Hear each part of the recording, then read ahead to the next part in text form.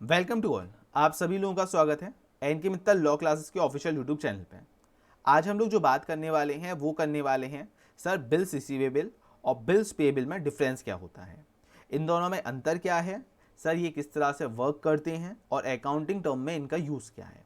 तो चलिए उससे पहले जल्दी से एक बार चैनल को सब्सक्राइब करके अपना प्यार और सपोर्ट ज़रूर दिखा दीजिएगा।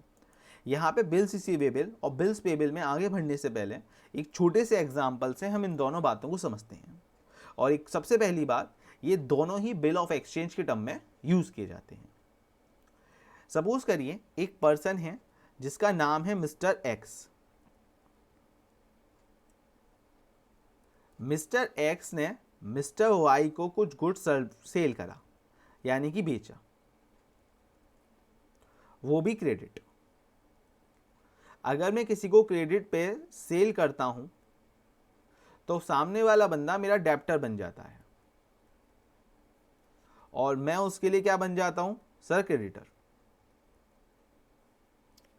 क्योंकि ये मुझे अब थोड़े टाइम बाद पैसे देगा।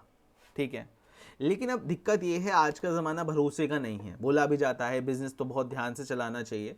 तो अब यहाँ पे मैंने एक काम ही करा, मैंने मिस्टर वाई को बोला मिस्टर वाई सुनो भाई मेरे एक बिल लिख दो जिसमें आप सहमति दे दोगे। तो मैं अपने यहाँ पर एक बिल्स रिसीवेबल की बुक मेंटेन करूँगा और मैंने एक बिल लिख दिया जिस पे मुझे इनसे सहमति यानी कि रजामंदी मिल गई। तो अगर मैंने इनके सामने एक बिल लिखा है तो यहाँ पे ये मेरा बिल्स रिसीवेबल का पार्ट आप लोगों के सामने बनता दिखेगा कि हाँ अब मुझे इनसे इतना पैसा रिसीव होगा। मैं अपने यहाँ पे एक बिल्स रिसीवेबल बना लूँगा कि हाँ सर आप मुझे इतने टाइम के बाद इतना पैसा दे दीजिएगा। अब ये उस बिल पे अपनी एक्सेप्टेंस, अपनी स्वीकृति, अपनी हामी भर के मुझे देंगे।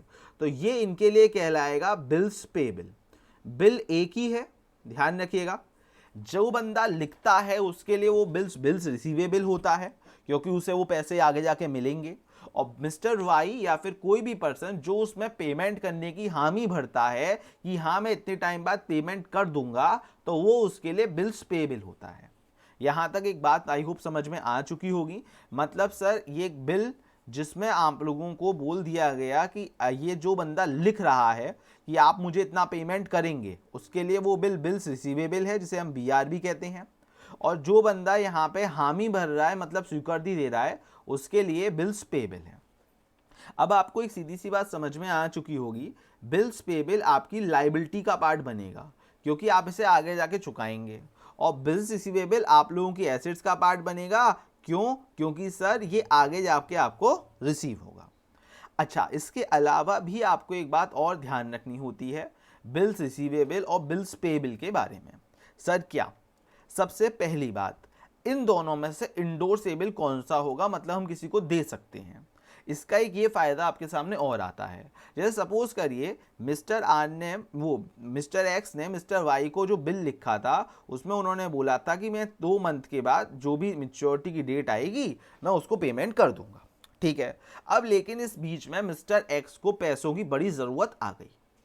अब ये गए भागे भागे बैंक के पास, या हो सकता है किसी अदर पर्सन मिस्टर जेट के पास चले गए। इन्होंने मुझसे बोला देखो मेरे भाई 2 महीने बाद तो मुझे मिस्टर वाई से पेमेंट मिलने ही वाला है, तो तुम एक काम ये करो, तुम मुझे अभी पैसे दे दो और बाद में मिस्टर वाई से ये बिल दिखा के पैसे ले लेना। तो अगर मैं बात करता हूं तो बिल्स रिसीवेबल इंडोर्सेबल होता है। ये वाली बात ध्यान रखिएगा, इसको इंडोर्स किया जा सकता है, दूसरे पर्सन को दिया जा सकता है। बिल्स पेएबल ऑब्वियस सी बात है इंडोर्सेबल नहीं होगा। यहाँ पे एक पर्सन आप लोगों का, वो जो पर्सन एक्सेप्ट कर रहा है वो आगे जाके पेमेंट करेगा। तो यहाँ पे केवल कितनी पार्टीज हुई? आपकी 2 पार्टी हुई। एक वो पर्सन जो एक्सेप्ट कर रहा है, जो एक्सेप्टेबल है चीज़ों के लिए, और दूसरा जो पेमेंट कर रहा है।